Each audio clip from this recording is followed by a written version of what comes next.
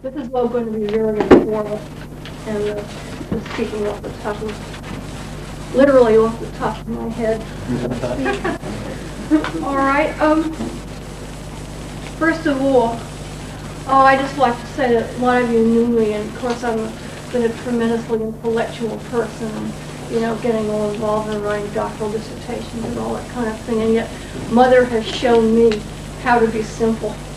And there is no one like Sri Mataji who can bring out the teaching as what Christ said, you must be little children to enter the kingdom of heaven. Now the kingdom of heaven is the space between the sixth and the seventh chakras, and she will explain about that, and she will explain about the work of the different chakras. And her teaching is much more profound than being an intellectual teaching, although she will be able to answer any intellectual question that you can give her. She will answer it on a much more profound level, and because she will be talking about the whole self and not just about the mind. Now, the talk was advertised as being about how Sri Mataji's teaching is a fulfillment of Jung's insights into the individuation process. And Sri Mataji always calls this simply self-realization. And of course, you know that Jung used that term himself. Now, he did write in the Kundalini seminars in 1932 or 33 about, and he did understand that Kundalini was the principle of evolution. However, he also expressed the belief that collectively the human race was only about the heart chakra, which is, let me get the pointer and I'll show you. The heart chakra is this one here. And he believed that collectively at this time the human race was only about that point, although there were a few very rare individuals who had gone further. And he believed that it would take either 2,000 to 10,000 years further for the human race to reach the point where collectively they would get self-realization. Fortunately, we do not have to wait another 2,000 years to get that. We are evolved enough now to get it, and Sri Mataji will explain how we're going to do this. Now, another thing that's important to realize is that Jung himself was a realized soul, and he got his realization. Now, Krishna in the Bhagavad Gita did not speak specifically about the Kundalini because human beings were not yet evolved enough at that point to understand it. And in fact, even Patanjali doesn't really talk about the Kundalini in the Yoga Sutras. He speaks of the mother principle that is higher and beyond the guru, but he isn't really very specific about what the mother does. And even in the Karakas of Sahajayoga that originated with Kapila, he talks about the Prakriti, and he talks about the Purusha and the Prakriti, and how the Prakriti works to unite us with the Purusha. However, he speaks many times of how the Purusha is the lame man and the Prakriti is blind. And of course the Prakriti is what really gives us the vision, because it unites us with the Purusha, which in the great hymn of the Rig Veda, it talks about the Purusha, the great cosmic person with 1,000 eyes. And in fact, the Kundalini is the eye goddess that you've seen in art. And we have a book up in the library about the eye goddess, and you will see the Kundalini spiral. You'll see art with great big eyes. And this was the primordial tradition that was understood by a very few people. And then, of course, the art tradition being conservative, the art was maintained even though the understanding of the deeper level of it was primarily lost. So the Kundalini is actually what gives us our vision. And so this is something that really, it really is true that in the ancient scriptures these things are not openly stated, and there are a great many things that are not written. And where they are written, you will find that there's a time lag in the sense that the Kali Yuga actually began with the death of Krishna, which was 4,000 BC. Krishna was a lot earlier than most historians have thought. And by the time the Vedas started being written down, it was only about 1500 BC. So we were already in the Kali Yuga for 2,500 years at that point. And there are many other scriptures where there's a tremendously powerful symbolism, and yet it seems as if the understanding of the symbolism is not there.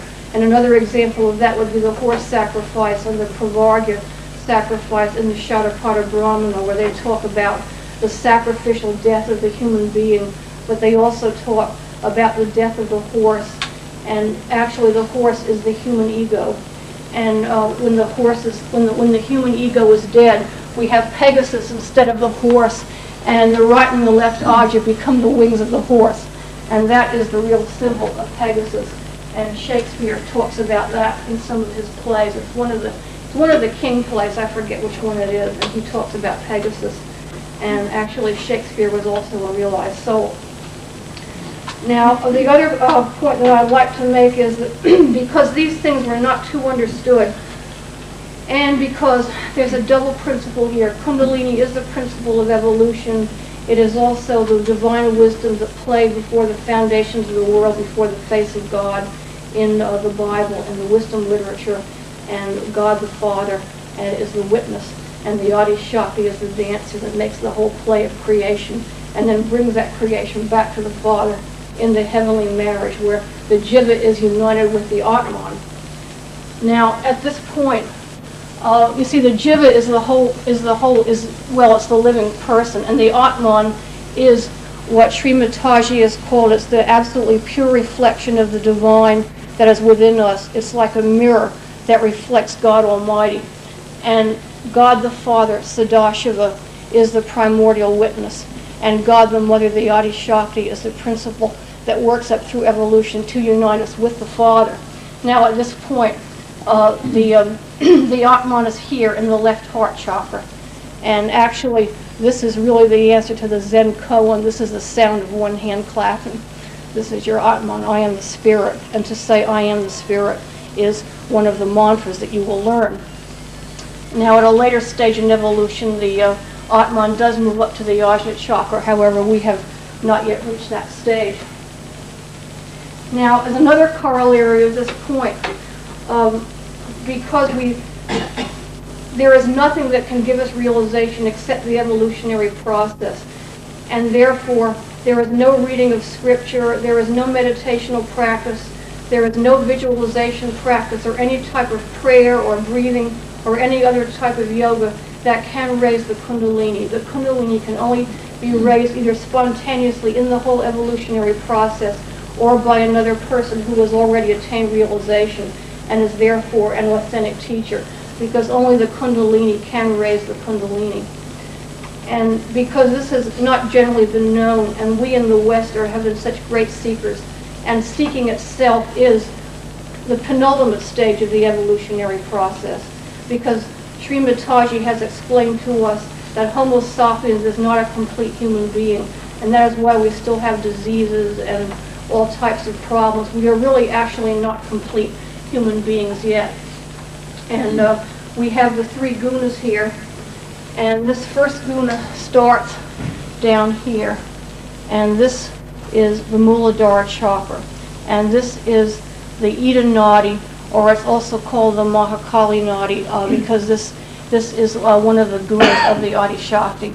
And this starts out as desire and wanting, emotion and will, and this starts here, and it goes up and it crosses over here and comes out on the left side, or rather on the right side, it crosses here. And then then later on in the evolutionary process, the right nadi, the Pingala nadi started. This is also Mahasaraswati nadi, and this comes up and goes over onto the left, and they cross. Now, Sri Mataji has explained to us that many of the elements that we are just here for us to use, like, for example, water and air, we have just taken and used. However, everything that we have gotten from Mother Earth, we've had to dig out of the ground, and we've worked to get it, and we've dug coal, and we've taken oil out of the ground, and jewels, and all these treasures. We have just drained Mother Earth of everything she has had to give us. But now, Mother Earth is spontaneously rising within us, ourselves, and this is the third nadi here, which is the Mahalakshmi nadi, and this comes up here from the Muladhara, and this comes up, and it pierces through this crossing point. This is the narrow way that Christ talked about. Now, Christ never said that he was the goal. He said that he was the way. And he said, without me you can do nothing. And that is because his death actually in a cosmic way opened up this path for the Kundalini to go through the sixth chakra. And Sri Mataji will talk about that.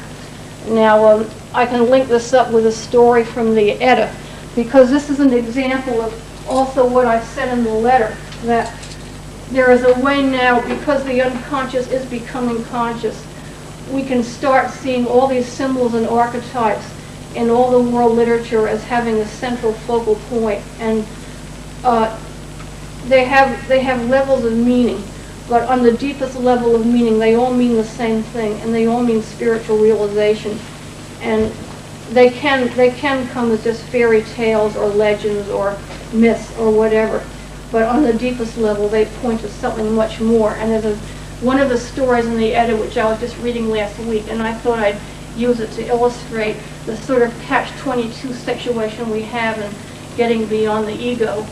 And that is the story of the king and of the young man in the Edda that is seeking his beloved. And she lives on Healing Mountain, but she's surrounded by a ring of fire, and she cannot be rescued except by a feather of the cock that is on the top of the tree of life. But the problem is you can't get to the cock because there are two hungry dogs that are guarding the entrance, and one of them is always awake while the other one is asleep, so you can never get past the dogs. There's only one way, and they can be fed, and if you get to the cock and you take out his wing bone and feed it to the dogs, then they will be silent, and then you can pass. But of course it's a catch-22 situation because you can't get past the dogs to get to the cock, so you're stuck. And that is actually what has happened in the evolutionary process. Now we can say that the ego and the superego are the two dogs, and the superego is the end of the left nadi that ends up over here, and the ego is the end of the right. The ego is the end of the right nadi that ends up over here. And until the central nadi is open and the kundalini comes up, we continually swing back and forth between the two sides. So we're always caught by one of the dogs. And this is on a less realized level. This has always been a very popular symbol in art. You will see the goddess flanked by two lions, or there's the king of Africa. He has two antelopes that he's swinging in his hands, or two tigers or whatever. And it's all the same thing. They're the two sides that are bowing to the goddess in the middle, who has raised us up beyond that point. So the story in the Edda ends with the hero in this dilemma, and the beautiful girl awakes, and she comes and she just lets him in. And that is an example of what happens with the kundalini. We cannot do anything until the kundalini is awakened, and that will pierce through that point and get beyond the ego and the superego. Because as Sri Mataji has explained to us, there really wasn't a fall in the sense that we fell from something. What really happened is we're in entropy. We have gotten an ego that was too big. Now, the ego started developing about 40,000 years ago in the period between the last two ice ages. And if you've read any anthropology or scientific studies of that period, they will point out that at that particular time there was a tremendous increase in brain size, and there was a different shape to the cranium. And there were four aspects to this. And first was that the cranium did increase in size. The second was that it had to happen after birth because the child could not get out of his mother's womb with such a big head. And the third thing was that the child had a much longer maturing period because it was helpless and it needed nurturing and so forth. And the fourth principle was that this increased the value of the family because the child needed nurturing and there had to be a stable family environment. And all this apparently happened. Now the fossil record is very scanty, so they can't say too much, but it does seem very evident that this all happened in a very short period of time. Now we are at the stage now we are able to go beyond that point, and we are now going beyond Homo sapiens and going into Homo spiritualis, because we are going beyond the ego. Now this is where we have to supplement Jung's teaching, because Jung has realized that there were some things that he hadn't quite gotten to. And as I had explained before, because knowledge of the scriptures won't give realization, the reverse of that is also true, that people get their realization without knowing all these facts. And we have had quite a few people in the West in modern times that have also gotten their realization, like Mozart and Blake, Shakespeare, Lenin, Marx, Abraham Lincoln, and many other people. And Blake speaks a great deal of the stony roof that covers the top of the head, and he talks about Galganusa and how we've sort of developed a whole world inside our skulls, and we're all cut off from each other because everybody's got an individual world, and how do we communicate with each other? It's not really a collectivity, and it is not until we go beyond the ego and the Kundalini comes out the top of the head of the Sahasrara that we do start developing a collective awareness, and we do break through that stony roof. And I think at this point that I will let Srimataji take over.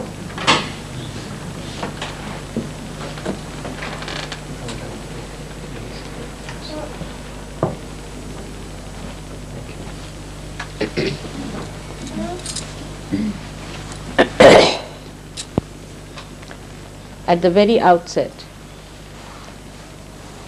I have to confess that I have no academic interest in philosophy, and I don't know anything academically. Neither have I known much of Jung till he died, and there was a report about him in one of the Indian journals, and I felt that there was a great soul who has gone away. Now you are all great scholars and great intellectuals, while I am a simple housewife. And all that is simple is reality. Reality is not complicated. One must know is the most simple thing is reality. And the more simple we become, the easier it is for us to grasp the reality. Now, to understand Jung's problem, I had no way out because I was not a student of psychology, but I got hold of some dictionary to know what he was meaning by saying unconscious and collective unconscious and all these words. Then later on in London, I met a Jungian, an Indian boy, studied in Oxford and all that, and then he became a psychiatrist also. He did his MBBS and then he became a psychiatrist. A very clever, intelligent person. And I found that because he had an Indian background, he could integrate properly, and he related to me all the beautiful things about Jung. Of course, he also brought Dr. Adler to meet me, who got somehow cured of his trouble, I think. And Dr. Adler gave me a book as a present, which was so complicated that I gave up. But he was a very nice man, I should say. And I found it difficult to explain to him, because first of all, there are certain presumptions in our mind and certain conditioning for which we must really thank Freud also, because he is the one who could see that we have conditionings. That's one point about it. But he also could not go too far with him, because he could only see one side of the human being, which he has described here, the left side. Now if you see the left side is there, as I shown, is the power of your desire. And the power of desire, naturally, he felt comes from sex, because the last chakra, as you see, this red one, is the chakra called Muladhara chakra, is the center of Muladhara, and is the one that looks after the excretion of the body. It deals with the pelvic plexus. Now, whatever I am telling you today, you should listen to it with an open mind. That's one request I have to make as a scientist. And secondly, that it is a hypothesis which I am putting before you, as far as you are concerned. You need not take it for granted at all, but keep your mind open. And secondly, that when you find that it is being proved now. Whatever Jung has said can be proved. Then you have to accept him as a person who knew quite a lot about self and about the collectivity. Now, you can see here very clearly that the one force that acts in us is the power of desire, left side. The right side one is the one that acts, the power of action. Now, in the center, can you see? Which side is the left that you're Left is this side, is the blue, all right? The left facing us. Yes, left face. So the right no, side yes, is the yes. Left of the gentleman, the sitting there. This, Yes, left side. Is the blue side, this all is right? the, this is the left side. This is the left side. Now the right side, you see, is the yellow colored one, is the one that is the power of action. So now you may ask, what is Kundalini then? Kundalini is the pure desire. Now what is lacked in Freud's writing? Anything about purity. What is pure desire? You see, desire, like we want to have a house, is not pure because it doesn't give you full satisfaction. For example, if you, even economics has described that wants in general are not satiable. In particular, we think that, all right, I'll have a house, then you have a house, then you want to have a car, then you want to have a helicopter. God knows how it moves. So, any desire we have at human awareness is not pure desire. But this Kundalini is the pure desire. So, the sense of purity, if it is missing, we cannot talk. Now, this desire is put there, as you see, at the triangular bone. And this is there at 3.5 coils. Coils, so in Sanskrit is kundala, that's why it is called kundala. Now, this pure desire is kept in the bone called sacrum. Now, it's very significant. Sacrum in Greek language means sacred. That means Greek people also knew about this, that there is something sacred here. So that part of sacredness and auspiciousness is also missing. Now you clearly see here, there are 3 compartments I have seen. One on the left, one on the right, and one in the center. So it is not placed one on top of another. This is another mistake. It is vertical. This is one big mistake, that these are vertical. So for your ascent you have got a clear-cut passage. This one point.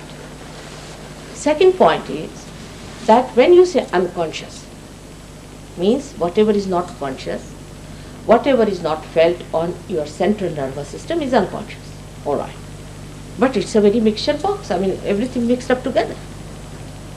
But what is the purity about it? If you say that the left side, according to Sahajayoga, the left side represents the desire. I would say Freud, though he was not so clear-cut, his libido.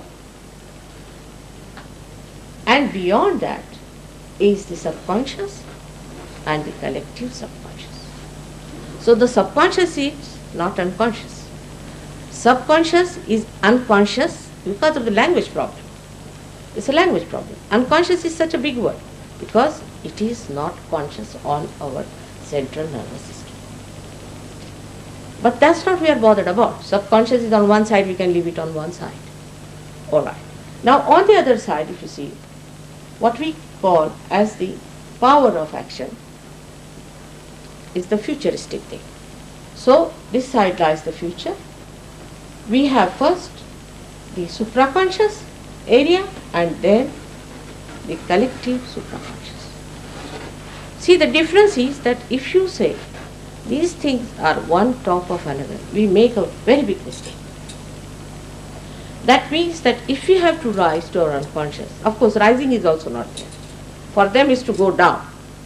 The rising is not described, but what I have seen a picture of it is that the unconscious is below, the unconscious which will never become conscious, then the unconscious, and then the subconscious, and then the ego. is rather confusing. Now you see that here, that one is the subconscious and the collective subconscious, and one is the supraconscious and the collective supraconscious. Now the top thing there where you see these patterns and all these things is a lotus, is the super consciousness. That is the evolutionary ascent we have to achieve, is to become conscious of the super consciousness, which is really the collective consciousness. Now this has two aspects. To say that Patanjali did not say about Kundalini, because at the time of Patanjali it was kept a secret, but he did write about after the ascent what happens very clearly. So the representation of the motherhood is here. This Kundalini is the mother, which he could see. And the father. Father is the one who rests on top of your head. So that is super consciousness. You have to become one with the whole. So that means you are aware of yourself as I becomes the whole. This has to happen. What is called as the second birth. Now you might say that why Moses didn't talk about it, or Abraham didn't talk about it. Because their job was, you see, they are all connected with each other. Only we are fighting. They are not. We are all together. But the trouble is when people do not have eyes to see, one might say the elephant is just a tail, or somebody might say that it's just a leg. But they are all one together. But this integration only takes place after you have got realization to understand that they say the same thing, they have done the same job. In a living process of a seed, you can see first the seed becomes the trunk. It has to become the trunk. That doesn't mean trunk is less important than the flower. So this is the trunk, we can call it here. All these great prophets like Moses and Abraham and all those people were born here. Establish the sustenance within us. It started from also in India. We had people, Janaka, Nanaka, and the end was the Shirdi Sai. There were 10 main incarnations of these people who came in this part, and they reside within us to give us the religion. Now the religion we talk of is outside religion, is myth, is mythic. But inside religion is like a valency. As we have a valency for carbon, 4 valencies, in the same way human beings have 10 valencies. And that's how we have got 10 commandments. And these 10 commandments relate to our 10 valencies within us, and that's why we do. That you maintain the balance. Because if you go too much to this side, then you go to the left side, then you fall a prey to subconscious, to collective subconscious. If you go too much to this side, you fall into the supraconscious and to the collective supraconscious. That's why the balance has to be maintained. Any vehicle which has to ascend, like say an aeroplane, if it is not in balance, it cannot ascend. To ascend, one has to maintain the balance, and that's why the religion, which is nothing but consciousness regulated by superconsciousness. Because these people came, according to us, they were incarnations of the primordial master. They didn't say so, because to say this is very dangerous. Anybody says, I am the incarnation of the primordial master, immediately either they'll poison you or they'll hang you by the nearest tree. See, that's what has been. I mean, nobody wants to listen to anyone who says something sensible or truthful. We have been doing that throughout, and of course you cannot crucify me this time, but there are lots of problems I face because I tell the truth. And the truth is that all of them who were born at this stage within us are looking after our religion, means our valencies, means our sustenance by which we are human beings. If we go beyond this, that side or this side, then we become either subnormal or abnormal. Now the subnormal people are the ones who go to the left side. Now I would like to say that another mistake was committed because of the idea of this unconscious. That way we findings of the Indian seers, because in India there is nothing like religion, it's just a seeking, a true seeking of a person. He is neither a Hindu, Muslim, Christian, those who are seers. You see, they say there is no caste for a seer. A person who is a seer has no caste, he has no religion, he is nothing, because he is a human being. He doesn't belong to any conditioning of the kind, but to the truth itself. So they found out through meditative method, not through reading, through mental projections or through imaginations or anything, but through meditative method. First they have to become realized souls. Like in Patanjali, as she said it, it's not written clearly, but he said first you have to have Ishvara Pranidhan, means you must get your realization first. The God must be established within you. Before that, anything else you do is just artificial. For example, now, this thing they have put it here for me to speak. Supposing it was not connected to the mains, it would not work. It's a very simple thing again, I say. Any machinery, this one, if it is not put to the mains, it doesn't work. In the same way, human beings who are not connected to the mains, if they start working out, they either go to the left or to the right. Now also we'll see very clearly, medically, we can see this. What happens? That we have an autonomous nervous system within us. If you ask the doctors who is this auto, they don't know. They just say auto because it works by itself. Who is the auto, they cannot say. But in the autonomous service, you see, branding is the way people just shut you out. You don't know what to say that you are autonomous nervous system. Now you ask them who is auto. Because I did medicine, I was surprised the way they were going about with all this blindness. Doesn't matter. This autonomous nervous system has got two groups of nervous system. One is sympathetic, another is parasympathetic.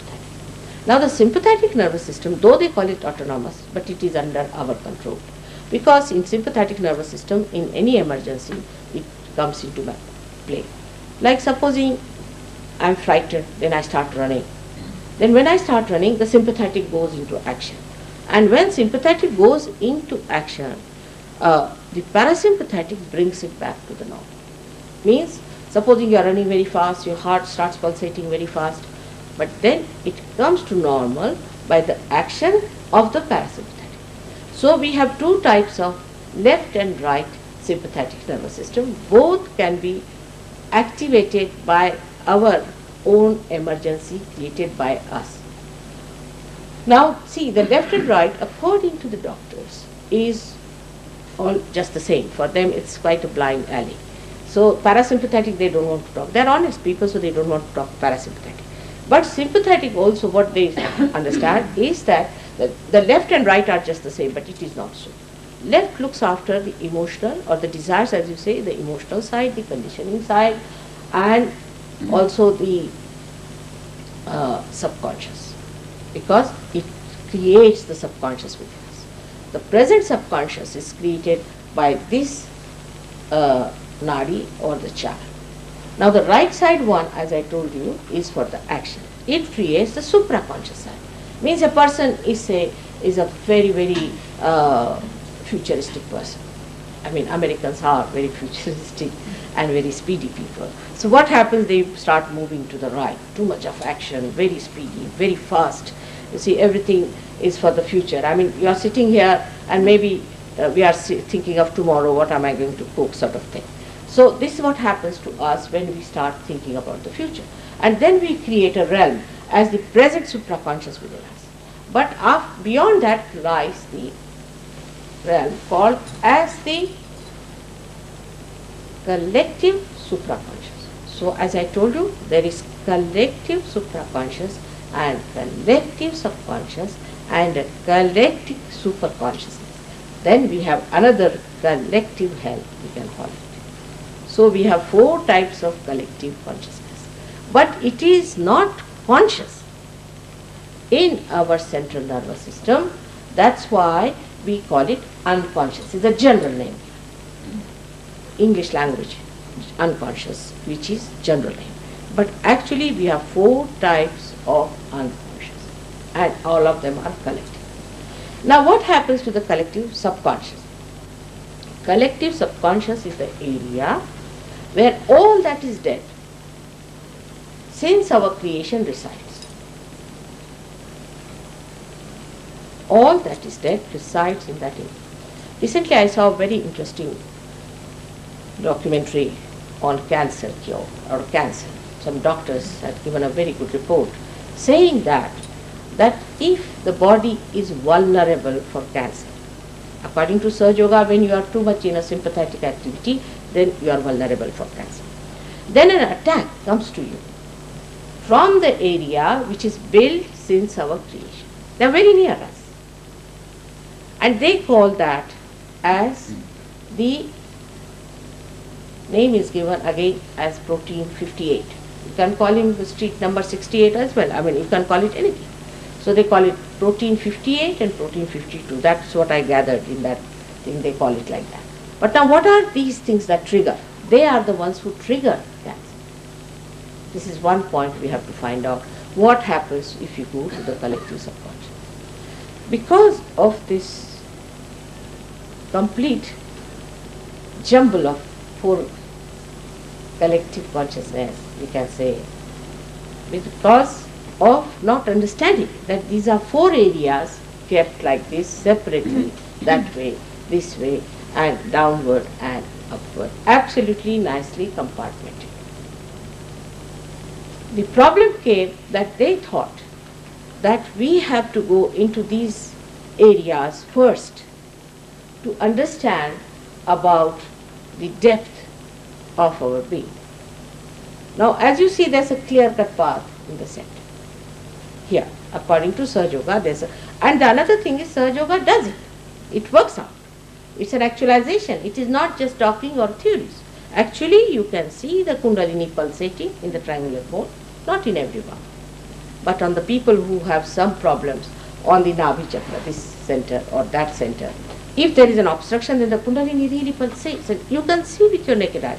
We have some of the photographs taken by that, but we cannot say that definitely in this person it will pulsate like that. With a stethoscope, you can feel the pulsation rising, and when you bring it to the top of your head, you can feel the pulsation rising here. And when it stops, you feel the cool breeze coming out of your head. Actually, cool breeze. This is actualization. Now what happens actually is that this Kundalini is the one who is the mother principle within us, reflected as the primordial mother. It was so great and courageous of Jung to talk about this when Freud was so much accepted by everyone. Even now in London there are only 12 Jungians. You'll be surprised. I'm so happy to see so many of you are here. So he is the one who very courageously put forward this idea that there is the mother's force within us, which is a fact and which can be proven. If you see historically now, at the time of Moses and Abraham, you see Moses crossing the bridge, you see, this is significant here. This is the void, we call it the void, but Zen for them void is different. So we cross this. In the same way Moses crossed through the bridging.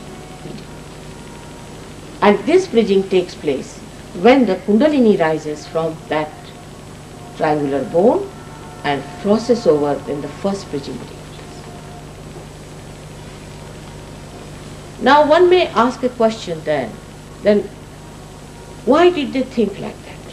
Why is it they did not have the right idea about it? Why these mistakes were created? If there were realized souls, no doubt they were realized souls. But here the problem was in this country, all these Western countries, is that it's a very individual effort of a person. And traditionally it was not known so much about.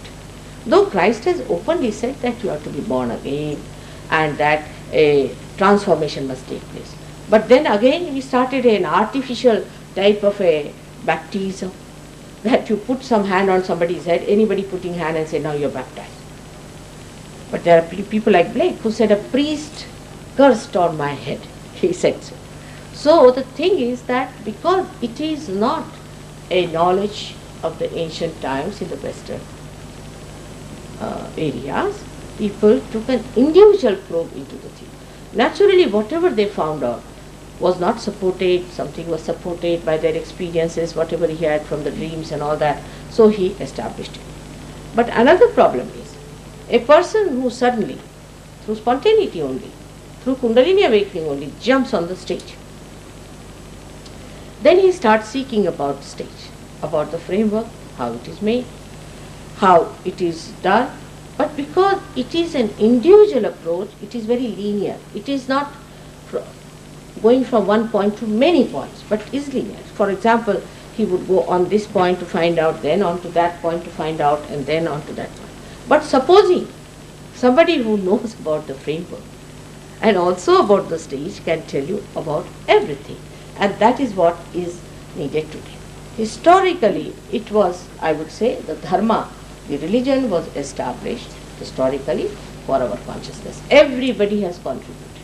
Then it came further on to this point where another center is very important. These are all the milestones of our evolution, milestones. At this point, the advent of the motherhood came just to protect, for protection. Because that time the ascent was not so much needed, but the protection of the seekers. And she came as the mother of the seekers to protect them from evil forces. Now the evil forces were from the left and from the right. The left side people also are sly, those who invade, those who torture are what you call the masochists sort of people, and the right side as the sadist people. Then when they die also, they do not leave their habits, and they then possess people and try to torture. For example, Hitler used lamas for this, and he got the supraconscious ideas from them. Lamas are known for their supraconscious ideas, that they can tell you where the lama is going to be born and where such and such person, all the futuristic. And he had a training with them, and they went down there. Some of the people went and told him how to use the supraconscious spirits to impress or to possess the Germans. And he managed that very well. Because of that, they lost their consciousness. They didn't know what they were doing. In possession, one doesn't know what he's doing. And that's how these possessed people did such work that even animals cannot do, worse than animals. Without any sense of shame, without any sense of decency, without any sense of love or compassion. So the whole development came up like that, and surprisingly, they also called it as a fatherland. Fatherland, the right-sided manifestation, you can say, the manifestation of the action. So that's how we grew up with our action, developing our ego. As she told you, first we had just the part which was the pituitary within us at an animal stage, but then pituitary was pushed down, our ego came up. As the action took place on the right hand side, we developed this yellow stuff. You see. It's like the bile color, and all these people have bile trouble and liver trouble. Those who are overactive are aggressive people, and they try to aggress others. Now the problem was that India was dominated for 300 years by English people, and the seers and all were ridiculed and laughed at. Nobody even bothered to look at them. So they disappeared into their caves and disappeared into places where they could not be located. It was such an aggression of ego on them. And later on they made our people to learn more about science, learn more about their culture and their achievements. And they impressed so much on the Indian people that we took to your stars. All these years got lost. From 14,000 years back, you'll be surprised, there was a great seer called Markandeya, who has written all about Kundalini, about the ascent of the Kundalini and everything. There was a great astrologer, I should say he was the person who started astrology in India about 16 or 17,000 years back. We cannot really say when he started it. He wrote one great book called Bhrugu Sangita, but before writing that, he wrote another one called Nadi Granth. Of course, this is written on the lotus leaves. And this Granth, this voluminous thing, was later on completely depicted and brought to up-to-date level by another person about 300 years back, whose name was Bhagavan. Can you imagine that this man, thousands of years back, predicted clearly that the Sahajayoga will start in 1970. And that in that way, the Kundalini will rise spontaneously and people will get their realization. Because for an Indian, for an Indian actually, not the westernized, but a real Indian, the highest goal in life is to get self-realization. When my grandchild was born, you see, her horoscope was cast. And when the horoscope was cast, they sent a telegram from my family, the astrologist. The great thing, her guru is in her own family. She's a born realized. But they said, but for them this was the greatest to send a telegram to us, saying it's the greatest thing that she has her guru in her family, so that she can get her realization. So this is what it is. The whole attention of the people in India should be, if they follow their traditions, is to get self-realization. But as the Western people impressed them so much, you see, so much of impression came from them. We had to learn about your sciences, your all these things, and we just forgot. Not easy to talk to Indian doctors about how parasympathetic, if it is mastered, you can cure any disease whatsoever. Because they learn only from you. Now, even if some people want to talk, what happens? That they think we are sort of challenging their ego. But the problem is, even about religion or God, one cannot talk. In the meanwhile, I'm very happy that Jung had warned that be careful about India. That was a very big thing with him. Because Jung came to know about India through people, some German writers who went to India. Now their main interest is to find support of the Freudian theory, that what is sex, this thing, that thing, only that. Even I will be surprised, Japanese have the same interest about India. They want to come and see what is Tantrism and how these erotic things are there, and they take zoom lenses, you see, go up into very hazardous way on top of the these old temples to take a photograph of erotic things. This is some surprising for us. We never say these things, while they are doing. Because when in the 6th century, after the advent of Adi Shankaracharya, who also propounded that it is the Kundalini who has to be awakened, and unless and until you get your realization, you are nowhere near religion. These people came up just to attack, the negative attack.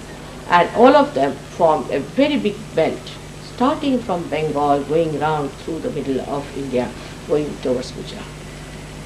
And there they propounded that it is through sex you can achieve your realization. Because that was the only way they could make some money out of it also, by helping the very licentious and permissive rulers in those days, by telling them that the sex is the way you can achieve. Now here you can see very clearly that the center which is supporting or which looks after the sex activities below the Kundalini. In Sanskrit also it is written Shata Chakraveji, means six centers are to be pierced through. Shata Chakra, 6, not the 7. But these people said that this is the Kundalini is in this center which looks after the sex. Now I, as a mother, I don't want to condemn them so much, so I would say that may be a mistake also. Because here resides a deity, a symbol, as you call it, which has got the head of an elephant, because elephant is the wisest animal, and the head of an animal signifies that such a person never gets ego. It's the human beings only, the human animal only gets the ego part of it. So to suggest that it's the pituitary only active, and that it is an innocent, to represent the innocence in us, this symbol they must have seen, but not the whole of it, must have seen a part of that trunk, and they must have thought that this must be the Kundalini. So to give them a full benefit of the doubt, I would say like that, but people took too much advantage of it. So they started big competitions, that those people who can produce such erotic art and all that will be given so much money, and this can happen, that can happen. Artists would not take to it. So they gave them lots of temptations that so they should accept. Like in Nepal, they gave another temptation by saying that supposing, you see, if you make the temples out of the wood, they can be destroyed.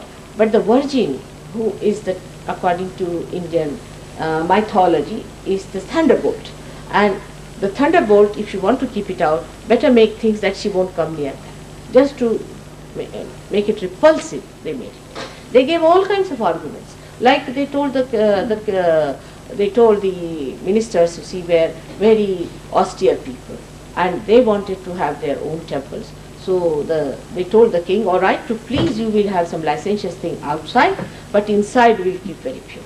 Because that is life, that is fertility, this and that. All kinds of stories and theories they made up just to create this kind of a new cult there. Now what happens? Why they did it is a very important point. One should note why these people tried to bring down divinity, purity to that level. The reason was that when you start insulting divinity or purity, then that area becomes absolutely hollow. When the purity is removed, then you can do whatever you like in that area. You can get possessions there, you can get all kinds of spirits there, you can do all kinds of witchcraft and all those things, if you somehow or other create an area where divinity doesn't want to be. This was the principle.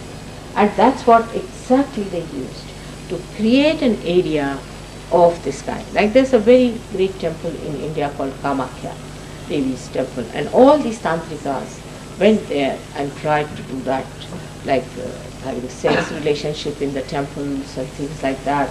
And by that they saw to it that whatever is divine that is showing there should be removed, and all the negativity could be brought in. Now, in the 10 Commandments, it is said, whatever is created by the Mother Earth should not be reproduced and should not be worshipped. Now we should find out what is created by Mother Earth. This point we miss. Whatever is created by Mother Earth, that Mother Earth herself has produced something divine. Now in India people know about it, that it is. I went to a place called Musalwadi in a village, because I work more in the villages. And there they told me a story that, Mother, there's a place here where an Englishman came about 100 years back, an engineer, and he tried to build a bund for creating a nice tank there. And what happened that at a particular point, about 20-30 meters, he could not build it. Whenever he tried to build it, next day it used to be finished off.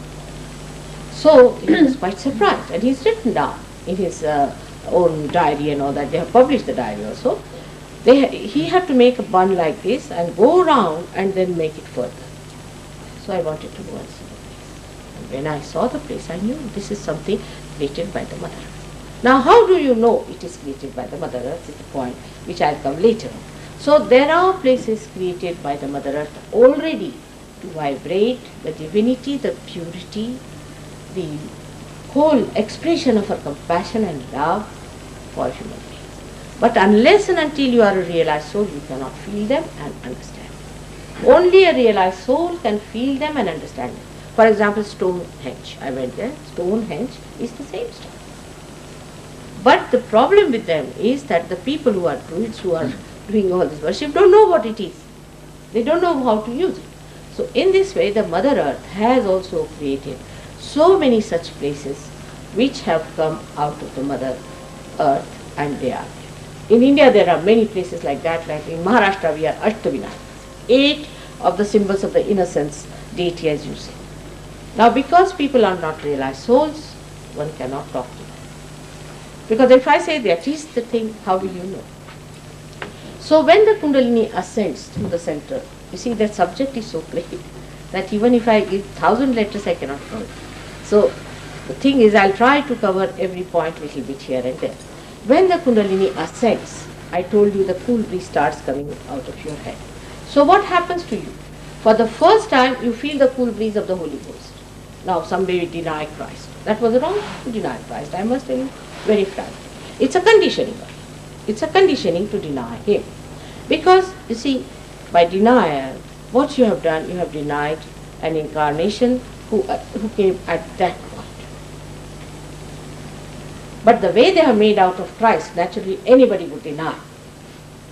the way they made him an incarnation, anybody would deny. When I got my birth, I mean, I should say I got it because I deliberately got born into a family which was a Protestant Christian, because they are the most sophisticated fanatics.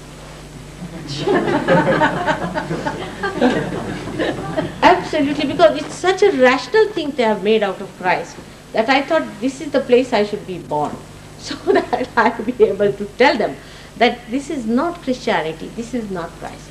So the way they made Christ, naturally people denied him, but he is the one who has suffered for us, definitely. So there is no suffering needed for us at all. If you ask for suffering, you will suffer. Only thing, he is to be awakened here. Now, if I say about Christ or anyone, it should not be taken for granted at all. Nobody should take it for granted. What happens when the Kundalini rises? Say it is here in the stomach. Many people who have been to wrong gurus, who have been following wrong things, or those who think I am the guru, I know how to do it, and I am the one who has done it, they have to take the name of Moses. Unless and until you take his name, it won't rise. Kundalini won't rise. Now, when it reaches this point, you have to take the name of Christ. Here you have to take the name of Muhammad. Who was Muhammad? Nobody else but Moses. Moses himself was born. You will be surprised that Islamic people today are following Sharia. What is Sharia? If you have read Bible, it's the same as written for the Jews. Same thing they are following. What is written in the Bible, they are following. We are not following it, but they are following. Which was said because when Moses came down, he found these people in such a big mess and such a big hell that he had to make a very, very strict law to pull them out of that hell. And that's why he gave such strict laws. Actually, if you have read the books of Essenes, I was surprised that many people who have read it showed it to me, that they really clearly said that the laws were not so strong. But Moses had to make them so strong because people were absolutely hellish and they were going down so rapidly that he made those laws. But surprisingly, they are more followed by the Muslims and imposed on me. Now, if you want to know that what you are, say a Muslim wants to know about himself, he should go and ask a Jew. And if you want to know about the Jew, you should go and ask a Christian. And if you want to know about a Christian, you can ask an Indian. So it is the opinion of others will correct your conditioning in the mind because you are born in one religion. It's a conditioning. It's absolute conditioning, and this is the worst conditioning that people have. Then how will you accept the truth?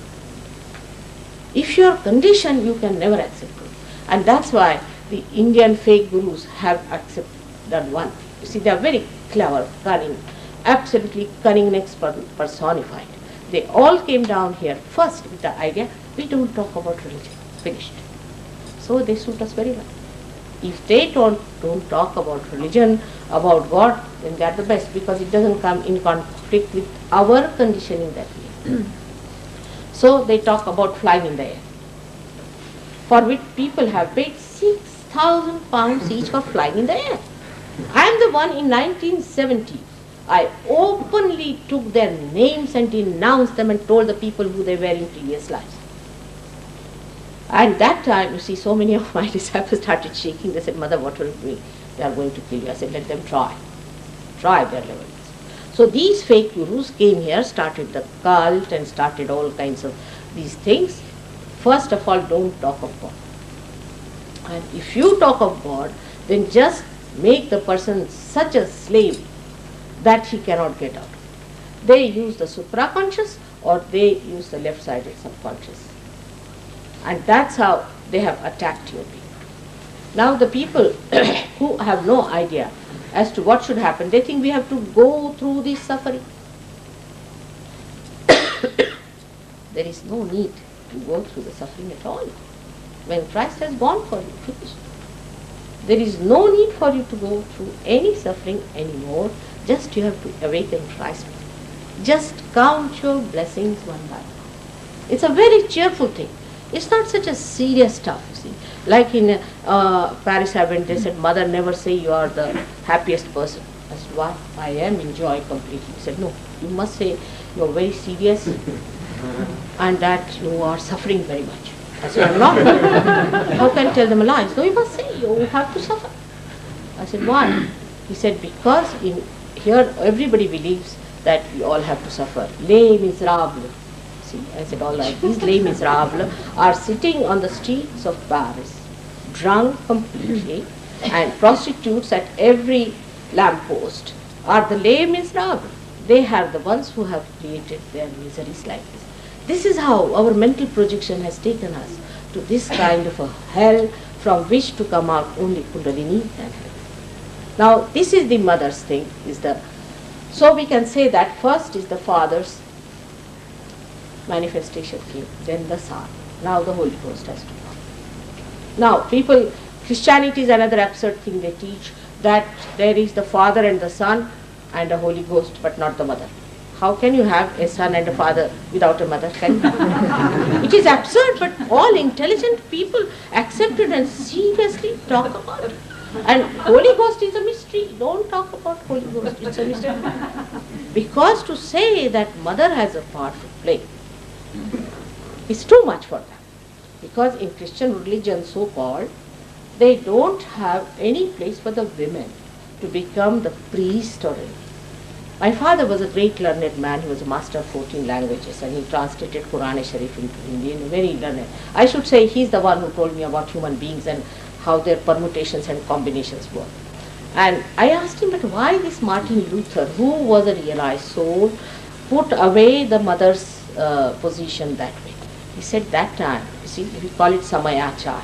According to the timing, the Muslims were very powerful. And he said that if he talks of the mother, he'll be hit hard. So he took a course where he said she's the one who is there, who gave the birth to the child and all that. But he wouldn't call her as a primordial thing or a primordial power. But the truth has to show itself. So in recent times we have seen how the women have become very conscious of themselves. Of course, they are absolutely misled. Absolutely misled. Because they think if they become like men, then they solve the problem. It's not true. It's a pendulum. You see, you move like a woman to a man, man to a woman. It's a pendulous movement. What you have to do is to rise in a spiral way. Otherwise, evolution is not there. Evolution is the spiral movement. It's not shown here how the Kundalini moves, but maybe later on I may be able to tell you in details how the movement of the Kundalini takes place and how the spiral movement of the consciousness has taken place so far. In the same way, the spiral movement has to take place, that in your evolutionary process you must come above the man and the woman part. So this is completely misled business that we dominate the men. And when I say this, many ladies left, you see, the hall. They were very angry with me that I was saying so. But it's a fact. And a woman is the mother. She is in a way higher than man, I think.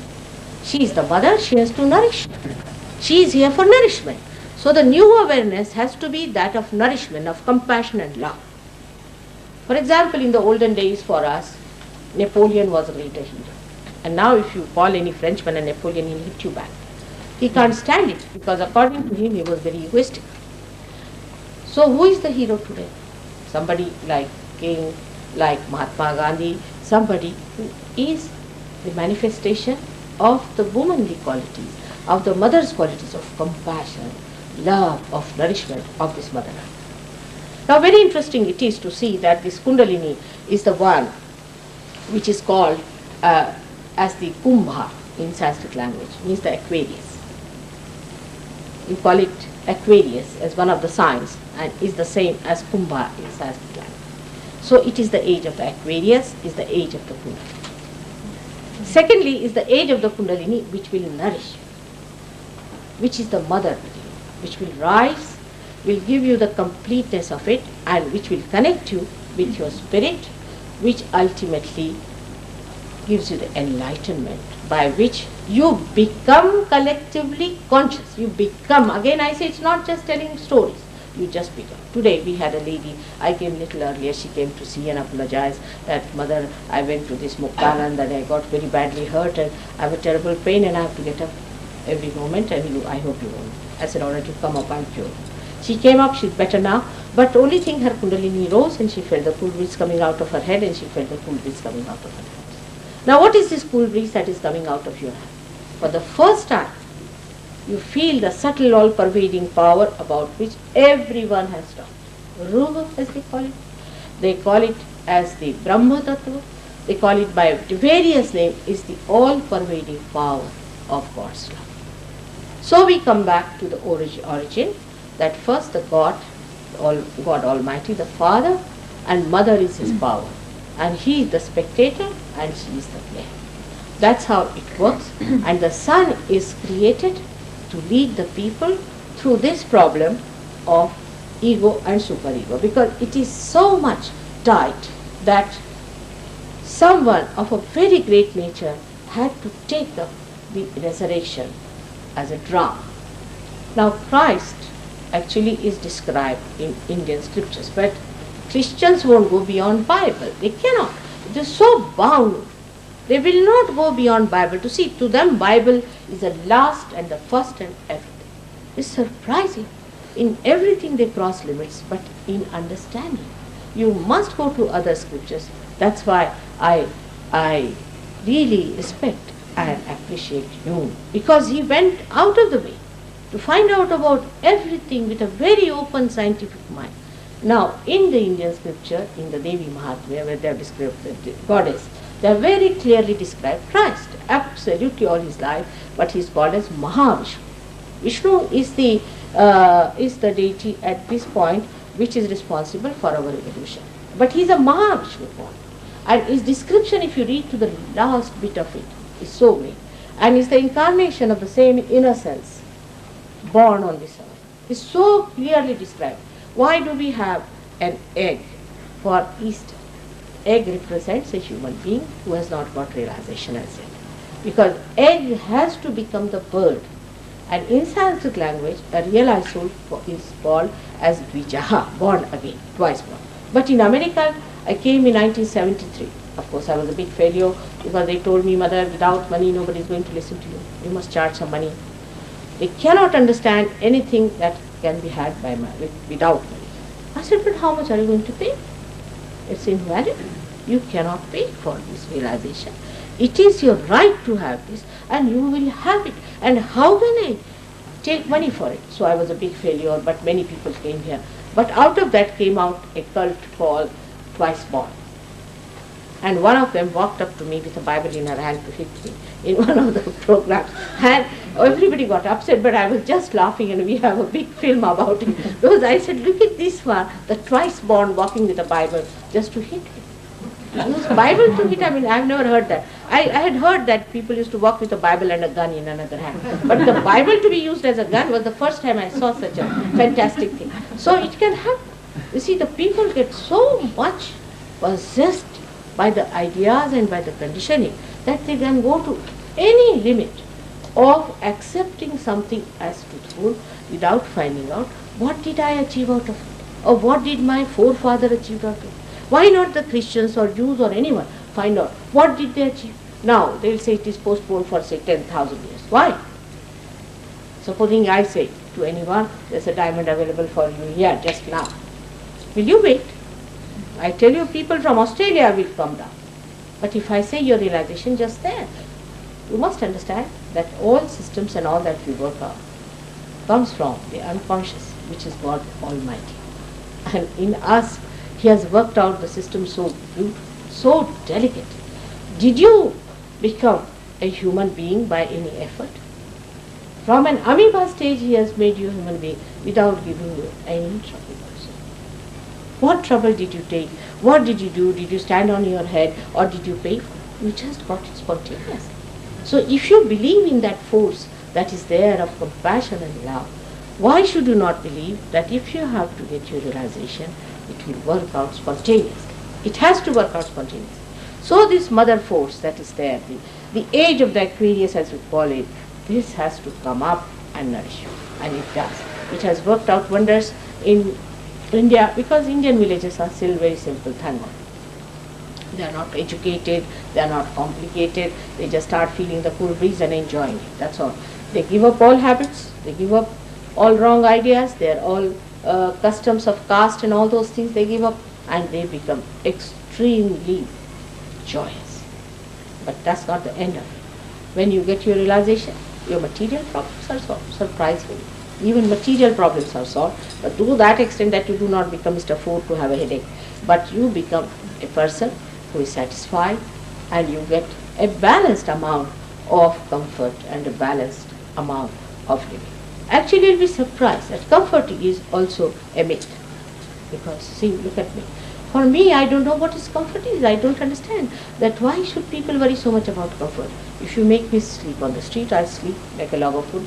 If you make me sleep in a palace, I'll be there. After all, you don't carry anything with you at all. I mean, nothing sticks to you, does it? I mean, once you have to sleep, you just sleep. Now, another point I would like to point out from Jung's point of view, that he took to dreams as one of the very big experimental, truthful manifestation of the unconscious. But what happens, how do you get dreams? Let's see. The dreams come to you from the Kundalini itself, in a way. So what happens, the Kundalini is not connected on the central part, but it is the record, is all our past, all our record is in there, like a tape recorder has a tape, it is there. And what happens that when you go very deep into Sushupti, is the stage they call it, very deep into you, then the symbolism comes through that down below and passes through this blue line into your brain. And that's how you start seeing in the dreams. But when you are passing through that, you see you pass through your all subconscious area. So the dreams get distorted, they get a funny symbolism. Sometimes you don't understand what's happening. It becomes a sort of a mixed up expression, and on that to depend may not be so much good. Instead of that, we must get the reality. The reality is that you become collectively conscious and you develop this vibratory awareness by which you can feel the all-pervading power. But this is just what you get as far as your conscious mind is concerned, as far as your central nervous system is concerned. But actually, what does it do is the point. When it happens, what happens? First of all, when the Kundalini rises above this center, the Agya Chakra, then the suction takes place of the ego and Sukha. So the space is created. Actually, you can feel the soft bone like a child when it comes out. Actually, you can see. First of all, the eyes dilate, and then it comes out from here, and you start feeling the cool breeze actually here coming out. Now, this is what you feel, but it acts in this way that these vibrations are the vital forces, you can say, not libido only, but all these things mixed together, which are in pure form, which are for your hita means which is for your spirit, we can say. And when you want to give vibrations to someone like that with your hand, at the most, the person can be cured. You can cure a cancer patient. Now, this one gentleman who has come here, luckily, I mean, it's all Sahaja, again I say spontaneous, that I met him, he was a person suffering from angina. A very serious type of thing had happened because they said he has to go to Houston, and he had booked his seats, everything, he was about to go. And then he came to Delhi just to meet his friends because he thought maybe something might happen, so it's better to go and see them. And there they had a Rotarians, you see, they called me for a lecture. And I was speaking, there must be a lot of people there. And he came out with a question that, what about the heart? I said, heart is completely under control with Sahajayoga. So he found it very difficult to find me out in Pune, but he just came to me. And I think I must have treated him for about 10-15 minutes, and I said, now you're all right. But first he had a big, we can say, a big convulsion sort of thing, because the force was there, and then suddenly he got rid of it, and he's perfectly all right. He's normal. He went back to the doctors and they said, this is not your X-ray, these are not your reports, this is something different. And luckily this gentleman happens to be here in America. But this is only one of the cases. I would say that luckily it so happened that Sahajayoga has cured people like, we can say, the President of India, who was suffering, who came here for an operation for his cancer of the lungs. And when he was going, I just went to see him because my husband knew him very well. And the High Commissioner just said that, do you know, she's such and such, but also she's Mataji Nirmala Devi. And I'm known in India for this kind of things. So the wife of the president said that, "Mother, please cure my husband." And he was very much suffering, he could not sleep, and people were worried that he may not survive up to Delhi's airport. When I treated him for 10-15 minutes only, and he felt, "Now I'm feeling relaxed, I'm going to sleep." And next day when they reached Delhi, he walked down and everybody was surprised. They had taken a stretcher, this thing, and he told me after that he went straight for a tour. And he then, later on, his wife showed me that even the mark of his operation has disappeared. So you can write to him and find out about it if you want to find, but it's nothing important because just a byproduct. So I must warn you that I'm not here to cure anyone or to do anything, but if the Kundalini rises, she nourishes. It's your own. It's your own Kundalini, it's your own spirit, it works too. Now what am I doing here? People might say, then why you? I mean, it's very common question in the all Western countries, then why of all the persons you should do it? I said, you better do it.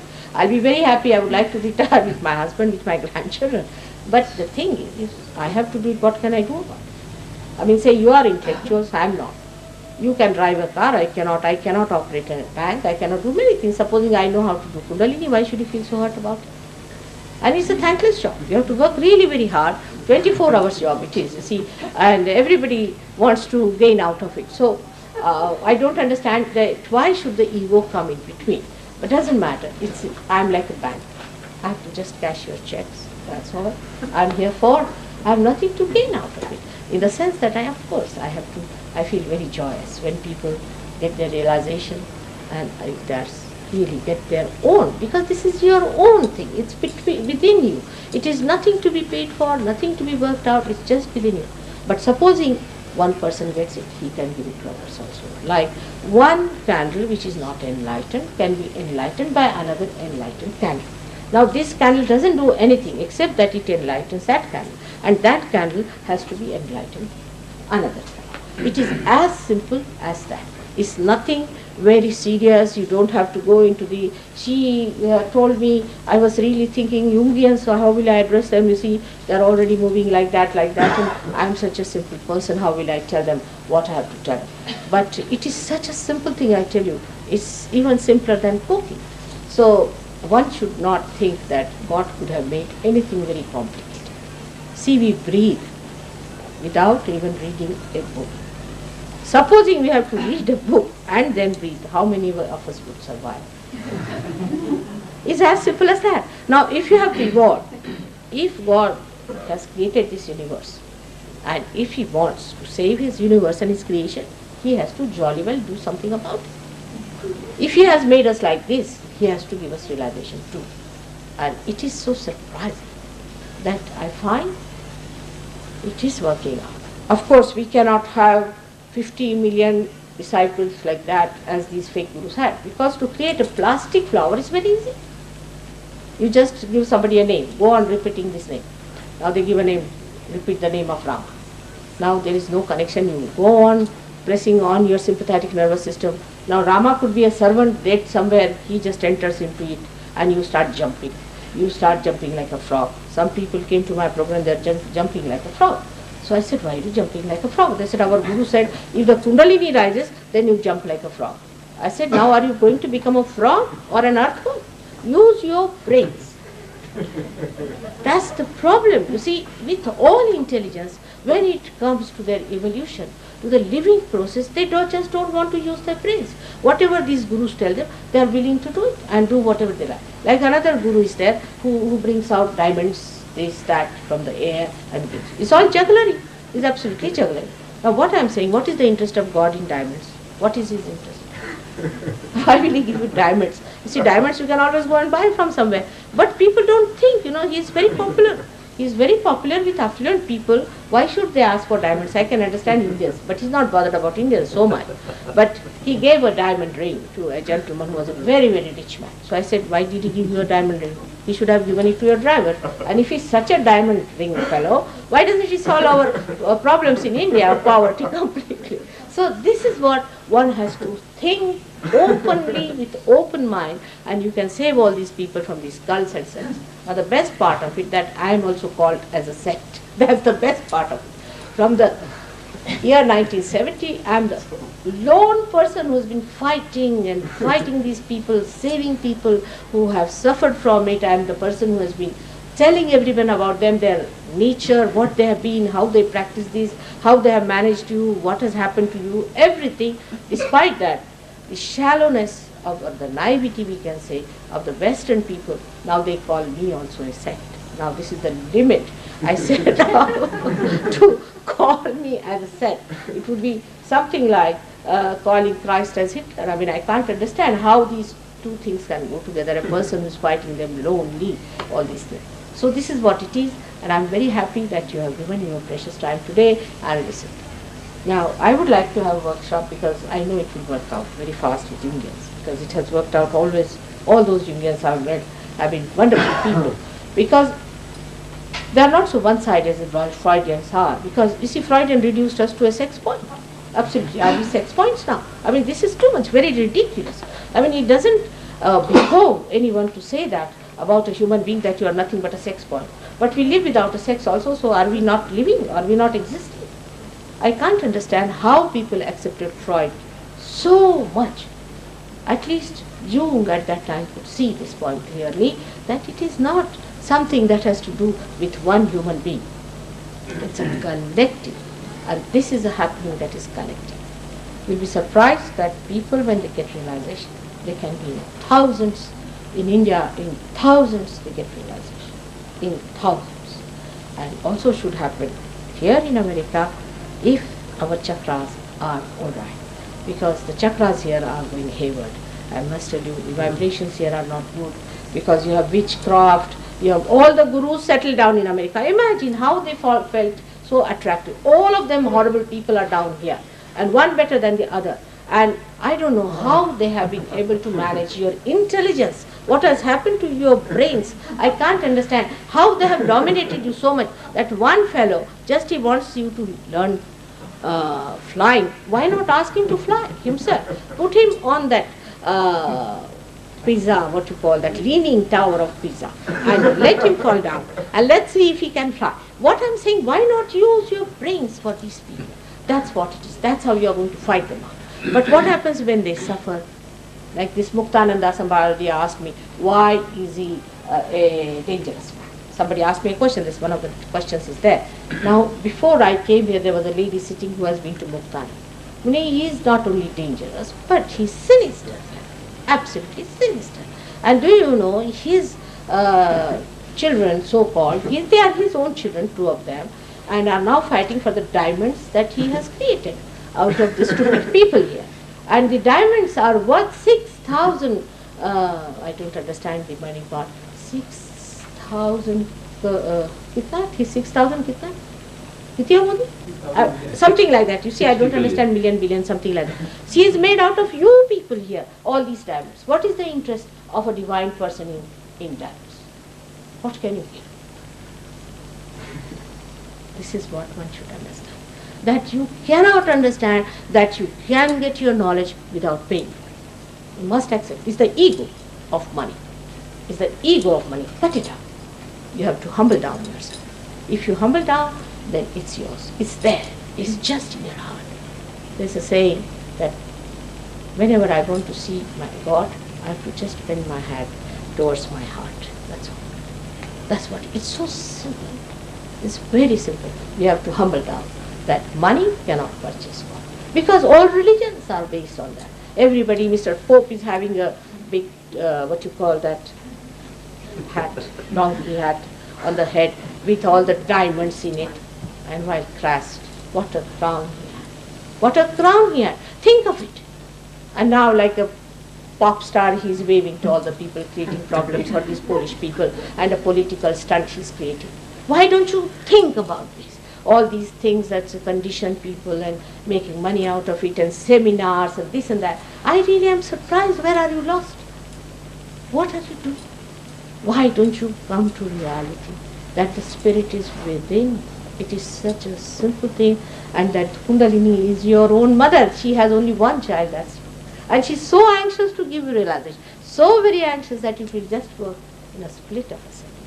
So why Why go to these false things and false ideas and false conditioning, having big seminars and big things? There's no need. Actually, for me, it's not necessary even to talk. But without talking, who will come to Sahajayoga? Nobody. So I have to talk. I've talked and talked and talked. So much talked you can't imagine. I've got about at least 1,000 lectures in London, and they all feel that it's something great.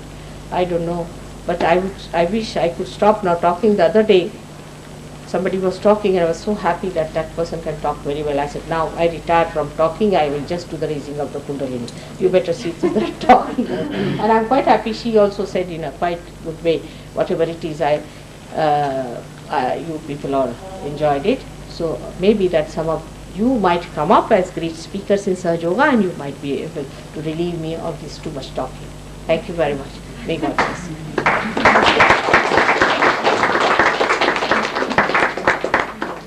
Now,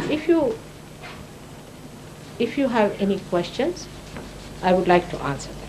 But it should not be. You need not be aggressive with me. There's no need to be aggressive. There's no political stunt going on. It's just I want you to get your realization is a simple offer. So for that you need not hit me with a Bible, all right? Thank you.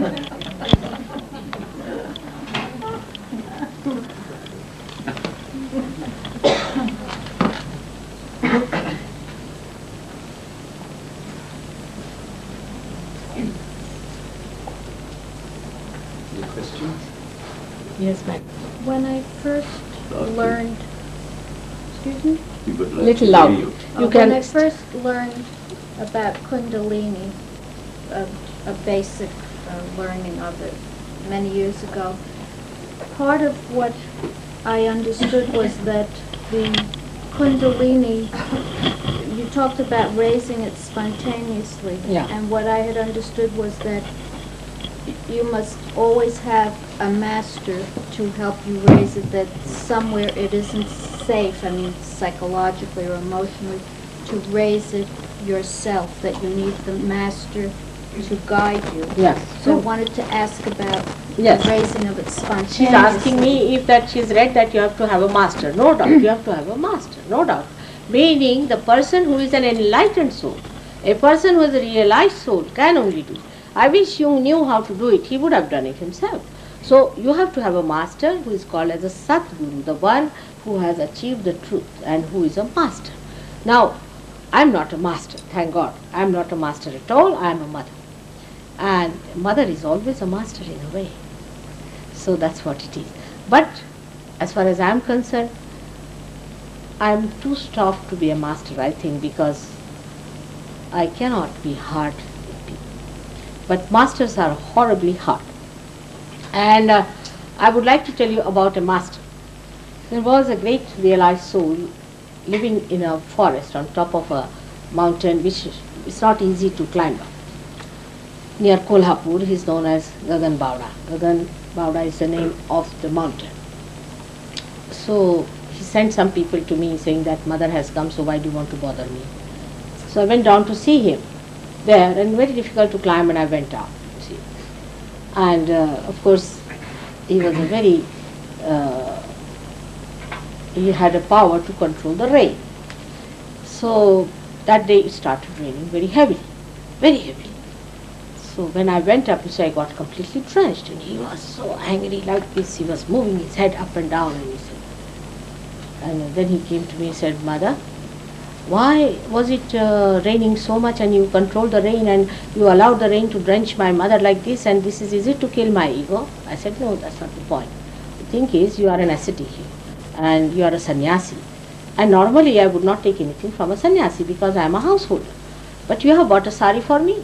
So unless and until my sari gets drenched, how will I wear the sari you have got? The whole thing became such a poetry, you see. He forgot his temper, everything.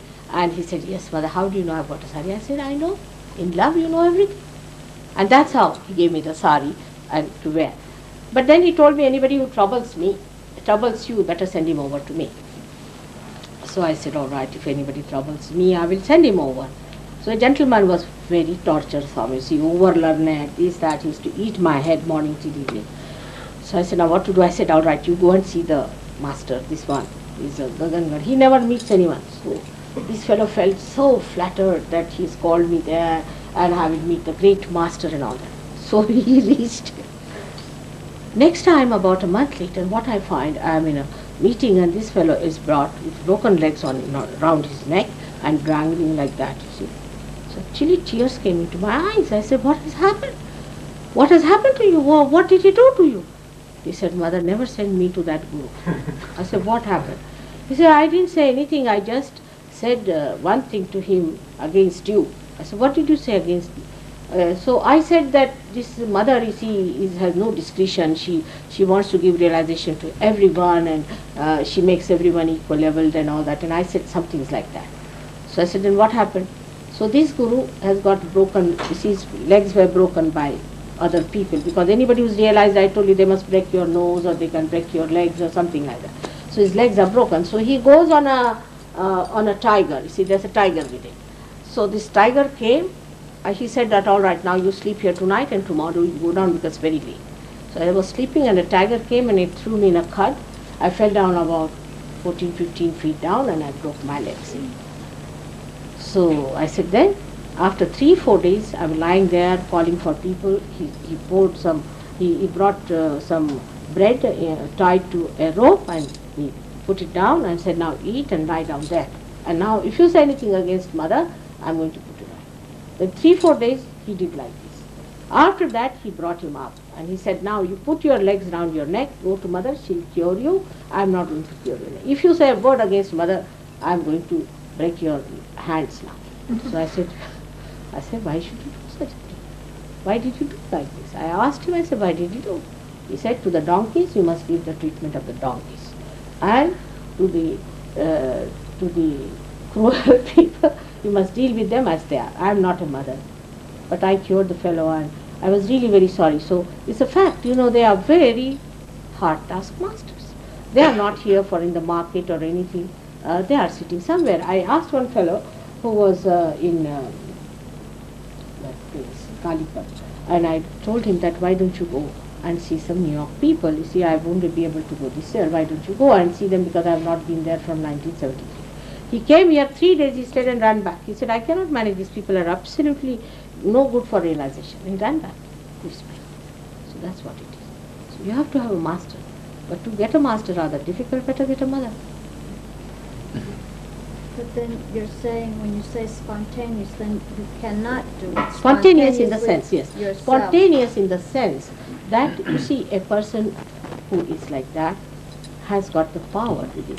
See, like the Mother Earth. You see, now the Mother Earth has the power to sprout a seed. So what happens when you put the seed in the Mother Earth, by her power, seed sprouts. So the power in that person of that love spontaneously invites the Kundalini and it works out. Then when you become the Sahajayoga, if you become the realized soul and if you know the deftness, because yoga also means deftness. It's the expertise. If you become that, you can do it. Now this Dr. Warren is sitting here. I must tell you about him. Not the whole story, but little bit if you don't mind. He came to me from Australia and very aggressive, I must say, real aggressive fellow. And he and his friend were extremely aggressive on me. Doesn't matter. But I was just playing with them. And I said, all right, you come along with me to Pune. And there was a big fight between them and the other people, and they said, these people are like this, and all those things happened. But later on they got their realization, they settled down. And then they went back, 2 of them. And now Australia is completely done by them. I don't know how many thousand realizations they have given. That's what it is. But in the beginning, no guru would have stood there. They would have all been hanged, you see. I'm sure, and flogged nicely, because they're very aggressive with me. Because for nothing at all they were aggressive.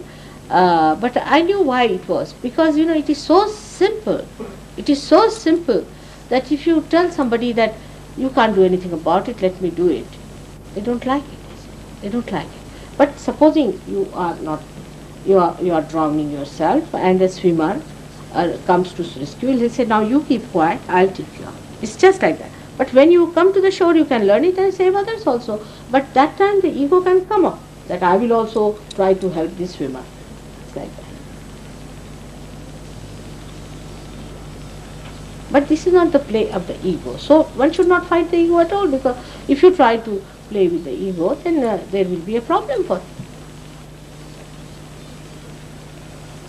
Maharaji, once the Kundalini arises, why does it not stay?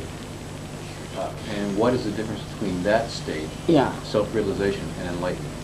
You see, the awakening of the Kundalini is, we can call it like a sprouting of the plumule of a seed, like a little seedling. You see, it develops. All right. Then you have to look after it. For some time, you have to look after it. You have to know how to keep it up there. See, if you know the method how to keep it up there, it's not very difficult. Then you try to raise it again and again. But what happens when the Kundalini rises, you see? With some people, once it rises, it never falls down. But not with everyone, because all these centers represent your emotional, mental and physical problems, you see. So once the Kundalini goes, because supposing I am sitting before you, and if I raise your Kundalini, then in that force it might just come out like that fast. But then it goes back again to look after those centers and to nourish them and this. But if you know how to accelerate and how to control and how to take it up again, you are quite alright. You can do it. That's how it works. Because you see, after all, we must know we have committed some mistakes. But don't feel guilty. That's the biggest mistake, is to feel guilty. That's one thing, one condition, that you should not feel guilty. If you feel guilty, I cannot raise your finger. And then what's the difference between that and enlightenment? You know, people talk about enlightenment, and No. I assume that when you get to an enlightened state, you just kind of remain in that state. Enlightened means in that state that you start, like I would say, we are much more enlightened than animals. How? That supposing an animal has to go through a dirty place, it can walk through, it cannot feel the smell of the thing, the dirt and filth, while we can feel it more. In the same way, when you are enlightened, what happens, that the whole thing, the truth becomes a part and parcel of it. For example, you are sitting down here now, supposing you are atheist. I mean, I get all kinds of people, atheists. So I will say, all right, now you ask a question. You are like a computer. You become connected like a computer. You ask a question. Is there God? Immediately, tremendous vibrations will start. But supposing you ask about some false guru. Is this a real guru? Then you might even get blisters. Because these fingers that are there, 5, 6 and 7, they become enlightened. The chakras become enlightened. You start feeling others. This is the beginning of enlightenment. But then it so happens that the whole knowledge becomes your own. You start seeing the knowledge within yourself. Like the other day I was going in a village on a bullock cart, and the man who was driving the bullock cart was a realized soul. When I started talking to him, I was amazed, like Kabira himself coming down. I said, now who is this prophet talking to? Complete enlightenment. In India, none of the saints have been to any university. Even Moses never went to any university, or Christ never went to any university either. He didn't write any thesis or anything, did he? It's the knowledge. You become the knowledge itself. So first you become the knowledge, you become the truth, and your attention gets enlightened, means wherever you put the attention, you can find out what's happening. I mean, you become like a knower of the system, of the complete telecommunication and complete computer system of the whole. In short, I would say. But I mean, I've given many lectures on this. You can have a look, which is called Utambara Pragya and all that. I mean, it's such a big subject, you can see that. You have spoken about the fact that the parasympathetic system can be controlled, and under those circumstances, disease can be controlled. This entire concept of speaking appears to me like a different language Yes, than it is when true. you speak about Kundalini. Yes. But No. it seems to me, I'm sorry to continue. No, it's and all I right. apologize It's all for right, that. please. And it seems to me that you have tried within yourself, by studying these two languages, to find a connection between the two. Yes. And it may be more adequate to our way of psychological approach to the psyche to learn from you the bridge between those two languages. Yes, perfectly. You have said the correct thing, sir. Very true. You see, I did my medicine for the same language because first people I confronted were doctors in my lifetime. I didn't meet, in India we didn't have psychologists, much psychologists. And it was a child science, they used to say, when I was young. I'm 60 years now, so you can imagine in my childhood what I found were doctors. And what I found about doctors was that they were like blind people probing into things. So first thing I told my father, I must learn language of the doctors. I must know what is their vocabulary. It's because God doesn't have the same vocabulary. I didn't have this vocabulary which I'm talking to you. And also for your information, also psychology and all that, I never studied. I must confess, I'm very sorry, I never studied. I mean, I did only 2 years of medicine just to know what doctors call it. I mean, I'm not even a graduate, that way I should say. And the first half of my life was spent in working out the freedom of our country. That was very important, you see. Without getting the freedom for that country, we could not have said anything about it. So that was the first half where my father, mother, everybody was very much involved. I stayed with Gandhi, Mahatma Gandhi, when I was 7 years of age, and sort of we had a big rapport between ourselves about things. But later on, when it was all over, the whole emergency was over, then I diverted my attention to this work of spiritual, spiritual manifestation, talking about it. Before that, I thought that first we should be free country, otherwise one cannot talk. First of all, we must have freedom to talk, because you see, we were not allowed to talk in those days. So I started my work after that, working it out, and I knew all these things from my childhood. I must confess that I knew all these things, but my father told me, you have to do two things. First of all, you have to work out a method by which you can achieve collectively self-realization. That's one point he said, which was very sensible. Because he said that one person, if he self-realized, or if you give to 2 persons self-realization, it will be all wasted. You have to find out a method by which a collective self-realization can be achieved. And I knew this also, that I am for this purpose here. But he supported me, and he's the one who taught me what was the problem with human beings, why they behave in this way, why their behavior was like this or that. And he is the one who actually say in a way that he was my guru, in the sense that he introduced me to human beings. I didn't understand why human beings are so complicated. It is he who told me the complication. But in my own meditative way, I tried to find out the permutations and combinations of human behavior in meditative way. That's a different style. That's not like going into mental projection, but through meditation, through collective consciousness, you can enter into anybody and find out what's the problem that person has. And then that's how you can study the different permutations and combinations of persons. This is the thing. And then I classified them, I would say, in a way that this can work out this way, this can work out that way. And then I integrated them, because this is not analysis, this is a synthesis of everything. So then I try to make it a synthesis of all these permutations and combinations, and how Kundalini in any kind of a crowd can be brought up. That was the problem I had. And in 1970, you see, I went to all these horrible gurus, everyone, to find out what these people are up to, because I knew these people who will be hit by them will come to me. So I went to this Muktanand and all these people just to talk to them and find out what they were up to. And I tried to find out about them, because I wanted to have a full knowledge about the problems of human beings on different levels: physical, mental, emotional, spiritual. And once I found it out, I wove it in such a way, in my own way, which I do not know how to say, but in my own way, that I should be able to raise the Kundalini. Now the second problem which my father said, that you have to talk to people. Now you can't talk like Christ, that I verily say to you, your finger will be cut, he said. You cannot talk like him. You cannot talk like Moses, you cannot talk like these people. You have to talk in a way that they will understand what you talk.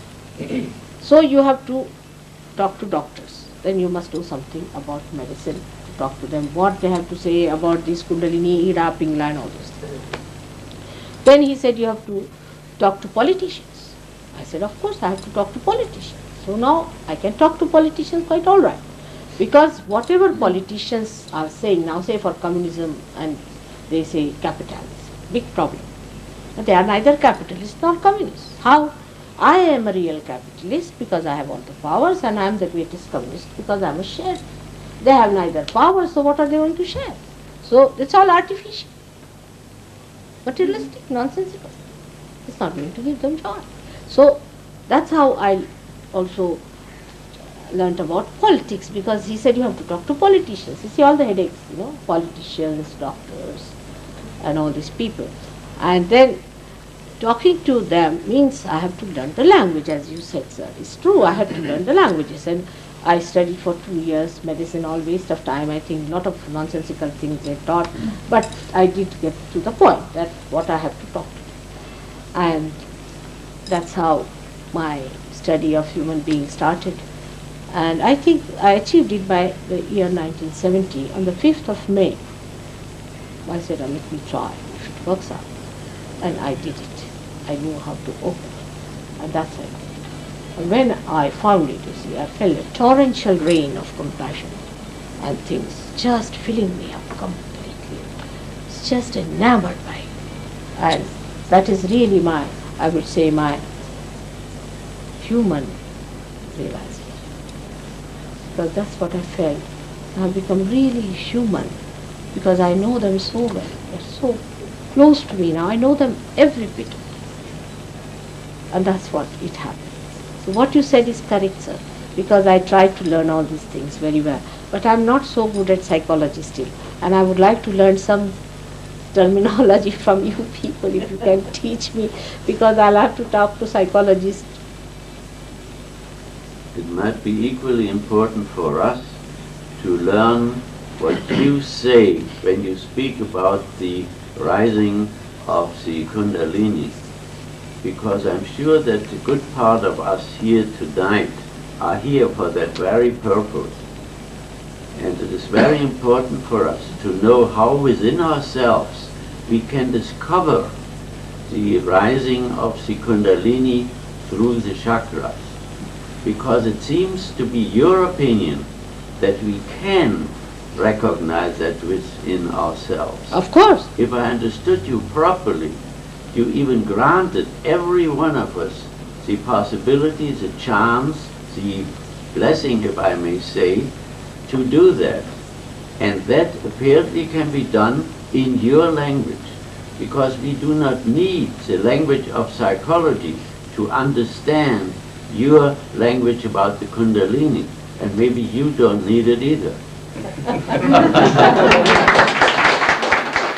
must say you have been so kind, extremely kind to me. It's such an encouraging thing to hear from such a learned person like you. And sir, I assure you that it is within you and within your reach, and this is the time, the real blossom time, that you all have to have it. Absolutely. Jung has done it, he has made a stage for you, but you are on the stage and you have to have it. I'm so much encouraged, and I'm so thankful to you for taking such a kind view of the whole thing, and that shows that people are really concerned about it, and it's such a great thing, because the emancipation of human beings only rests on your transformation. Unless and until they are transformed, they cannot be helped. And such a great assurance from you really is so joy. Thank you very much, sir. Very kind. Thank you. So maybe it would be a good idea if they had the experience. Would you like to have? We can try. Why not? If you are not sleepy. All right, let's have it.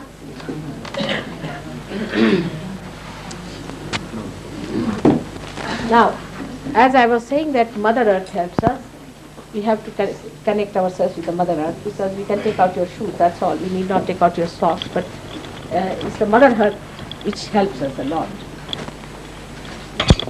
You will be amazed that even if I tell them to take out their shoes, they don't want to do it. I mean, this is the I mean, misidentification to this limit people have.